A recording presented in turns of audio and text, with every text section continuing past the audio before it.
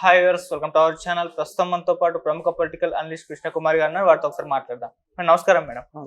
Madam, Posani Krishna Murali గారు మనకు తెలుసు, వైసీపీలో అనుచిత వ్యాఖ్యలు చేయడంలో, అంటే బూతులు మాట్లాడడంలో ఈయన కూడా ఒక టాప్ 10 లో ఉంటారు. వాళ్ళ లిస్టు తీస్తూ ఉంటే ఇప్పుడు ఆయన పైన కూడా కేసులు నమోదయ్యాయి. ఇవాళ కూడా నమోదైంది. దాదాపు 50కి పైగా ఆయన మీద కేసులు అయితే నమోదయ్యాయి. తొందరలో అరెస్ట్ అయ్యే అవకాశాలు ఉన్నాయని కూడా వార్తలు రావడం చూస్తున్నాం. మరి ఏంటి మేడం రీజన్? వరుసగా పెట్టి వీళ్ళపైన కేసులు అయితే నమోదవుతున్నాయి. మీరు ఏం చెప్తారు మేడం? అంటే వరుసగా కావాలని వాళ్ళు తెలుగుదేశం గవర్నమెంట్ టార్గెట్ చేస్తుంది కూటమి ప్రభుత్వం అని అనడానికి లేదండి.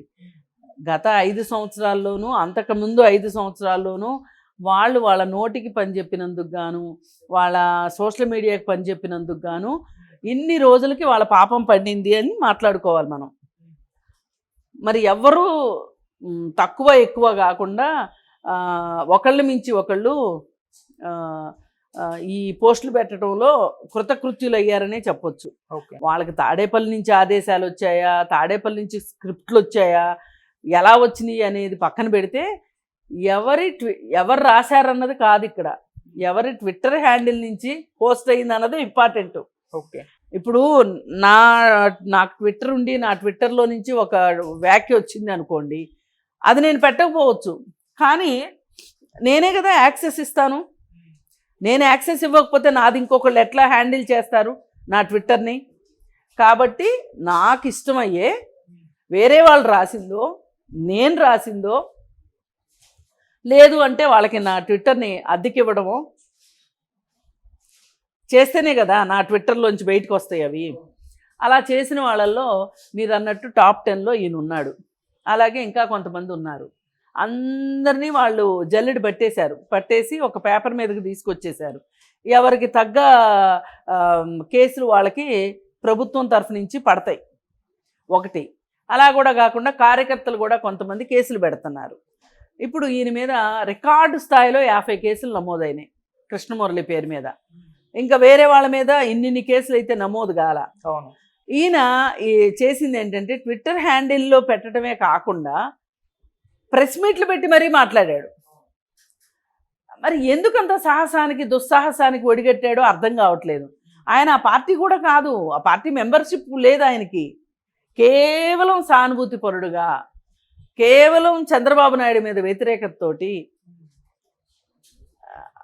కేవలం పవర్ ఉన్న వాళ్ళ దగ్గరికి అయస్కాంతంలాగా అంటుకునే మనస్తత్వం ఉంది అతనికి ఒక స్థిరమైన మనస్తత్వం కానీ, ఒక ధైర్యం కానీ, ఒక నమ్మకం కానీ అతనికి లేవు. అందుకే అతను పవర్ ఎక్కడుంటే అక్కడ పవర్ దగ్గరికి వెళ్ళిపోతుంటాడు అతను. ఇది శక్తిహీనులే శక్తి దగ్గరికి ఆకర్షించబడతారు. అలా చేసుకున్నాడు కృష్ణమురళి. ఓకే, ఇప్పుడు ఒకప్పుడు చంద్రబాబు నాయుడు గారికి ఫుల్ పేజీ అడ్వర్టైజ్మెంట్లు ఇస్తుండేవాడు. ఆయన కార్యక్రమాలు నాకు చాలా నచ్చినాయి, అబ్బో ఆ వీరుడు సూర్యుడు అంట. ఆయన దిగిపోయిన తర్వాత వైఎస్ రాజశేఖర రెడ్డి గారు చనిపోయిన తర్వాత కొన్నాళ్ళకి ఇమ్మనకుండా ఉండి, మళ్ళీ ఎప్పుడైతే జగన్మోహన్ రెడ్డి వచ్చాడో జగన్మోహన్ రెడ్డికి అనుకూలంగా మాట్లాడడం, విధానాలు నచ్చి విధానపరంగా మాట్లాడడం వేరు, బూతులు తిట్టడం వేరు. కుటుంబ సభ్యులను తీసుకుని వచ్చి మరి బూతులు తిట్టడం వేరు. ఇప్పుడు పవన్ కళ్యాణ్ని తిట్టాలనుకుంటున్నాడు. పవన్ కళ్యాణ్ని తిట్టాలనుకున్నప్పుడు పవన్ కళ్యాణ్ని ఎందుకు తిట్టాలనుకుంటున్నారు వైసీపీ వాళ్ళు? ఇతను తెలుగుదేశం వాళ్ళతో చేరితే వాళ్ళిద్దరూ కలిసి పోటీ చేస్తే మనం ఓడిపోతామనే భయంలో పవన్ కళ్యాణ్ని తిడుతున్నారు. ఈయనకు కూడా అదే చెప్పారు, నువ్వు పవన్ కళ్యాణ్ని తిట్టాలి. టాస్క్ ఇచ్చేశారు బిగ్ బాస్లో ఇచ్చినట్టు. ఆ టాస్క్ ప్రకారం పవన్ కళ్యాణ్ని తిట్టేశాడు. అసలు ఎలాంటి మాటలు! ఒక మనిషి ఇంకొక మనిషిని, వాళ్ళకి అధికారం ఉందా లేదా అనేది వేరే విషయం, వాళ్ళొక మనిషి అని గుర్తుపెట్టుకోవాలి. అవును, ఇప్పుడు సీఎం అయినంత మాత్రాన కొమ్ములే ఉండవు. నన్ను అడిగితే ఎమ్మెల్యే అయినంత మాత్రాన ఏం కొమ్ములు అయితే ఉండవు. కానీ నువ్వు సీఎంను కాబట్టి తిట్టకూడదు, మామూలు మనిషిని తిట్టొచ్చు అని ఎక్కడా లేదు.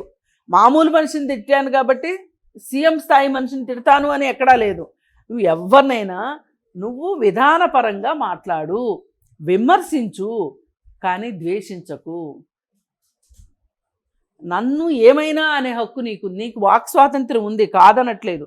జవహర్లాల్ నెహ్రూ చెప్పారు ఈ మాట, నీకు వాక్ స్వాతంత్ర్యం ఉంది, నీ వాక్ స్వాతంత్ర్యం నా స్వేచ్ఛని హరించనంత వరకు నేను ఒప్పుకుంటాను దాన్ని, కానీ నా స్వేచ్ఛనే హరించేటట్లయితే నేను ఒప్పుకోను. అవును. ఇది ఇది చట్టం. ఓకే. నీకెంతైనా స్వేచ్ఛ తీసుకో, కానీ నీ స్వేచ్ఛ నా స్వేచ్ఛని హరిస్తే నేనెందుకు ఊరుకుంటాను? ఇది లెక్క. స్వేచ్ఛకి నిజమైన అర్థం ఇది, వాక్ స్వాతంత్రానికి నిజమైన అర్థం ఇది. మరి ఎక్కడైనా ఇప్పుడు ఈ గ్యాంగ్ ఎవరైతే ఉన్నారో, ఈ ముసాఫిర్ గ్యాంగు, ఈ గ్యాంగ్ ఎవరైనా సరే దీన్ని పాటించారా? మీకు పోస్ట్ పెట్టే స్వేచ్ఛ ఉంది కాదనట్లా, కానీ అది ఎటువంటి పోస్టు అనేది ఇంపార్టెంట్. అక్కడనే ఇప్పుడు ఆ వర్రా రవీందర్ రెడ్డి ఆ రిమాండ్ రిపోర్ట్ చూస్తే దాంట్లో ఒక లిస్ట్ ఇచ్చారు. ఎవరెవరు ఏ ఛానల్స్, వ్యక్తులుగా కావచ్చు, ఛానల్స్గా కావచ్చు, ఒక 20-22 మంది పేర్లు ఉన్నాయి. వాళ్ళందరికీ వస్తాయి నోటీసులు, వాళ్ళందరి మీద కేసులు నమోదవుతాయి. వాళ్ళల్లో బాధాకరం ఒక జర్నలిస్ట్ కూడా ఉన్నాడు, ఛానల్సే కాకుండా. ఓకే. శ్రీరెడ్డి ఎలాగో ఉంటుంది అనుకోండి, ఇంకా ఉన్నారు అట్లా ఐ డ్రీమ్స్. వీళ్ళు పని కట్టుకుని జగన్మోహన్ రెడ్డిని భుజాన వేసుకొని చంద్రబాబు నాయుడిని, వాళ్ళ భార్యని, వాళ్ళ అబ్బాయిని, పవన్ కళ్యాణ్ని, వీళ్ళందరినీ మాట్లాడడం. అసలు ఒక వాళ్ళు ఒక ఏమనాలి, మాటలు దొరకట్లేదు నాకు. ఎంతటి నీచమైన చర్యకు పాల్పడ్డారంటే, మాధవరెడ్డి ఫ్యామిలీ అని చెప్పి వేసి, ఆ మాధవరెడ్డి ఫ్యామిలీలో లోకేష్ని, భువనేశ్వర్ గారిని వేశారండి, మార్ఫింగ్ చేసి ఫోటో.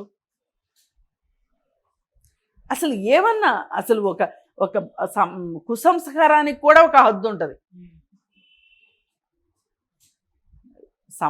సంస్కారానికి హద్దులు ఉండకపోవచ్చు, కుసంస్కారానికి అయితే హద్దు ఉండాలి కదా. ఆ హద్దులు కూడా చెరిపేశారు వాళ్ళు, ఆ విధంగా చేశారు. మరి ఆ సోషల్ మీడియాలో, ఇదే సోషల్ మీడియాలో కృష్ణమురళి కూడా ఉన్నాడు. ఓకే. మరి ఈయన మీద కేసులు ఎందుకు బుక్ అవ్వవు? 50 కేసులు బుక్ అయినాయి అని వచ్చింది. మరి ఆ కేసులకు సంబంధించి ఈయన ఎన్ని చోట్లకు తిరుగుతాడో, ఎంతమందికి దగ్గర నుంచి నోటీసులు అందుకుంటాడో, ఆ అన్ని చోట్లకి వెళ్ళి సమాధానం చెప్పుకోవాల్సి వస్తుంది. నోటీస్ అందుకున్నాక వెళ్ళకపోతే వాళ్ళు ఉపేక్షించరు. కాకపోతే కొంతమందిని ఉపేక్షిస్తారు.